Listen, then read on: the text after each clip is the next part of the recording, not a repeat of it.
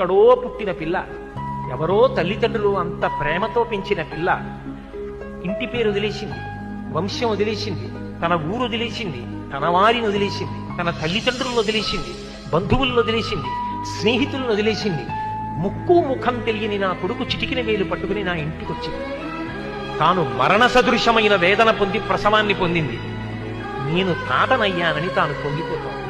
నా వంశాన్ని నిలబెట్టింది. మా మామగారు బాగుండాలని కోరుకుంది, మా అత్తగారు బాగుండాలని కోరుకుంది.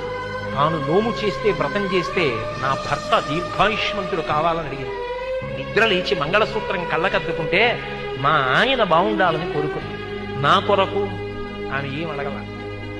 తన అత్తవారి కొరకు, పుట్టింటి కొరకు.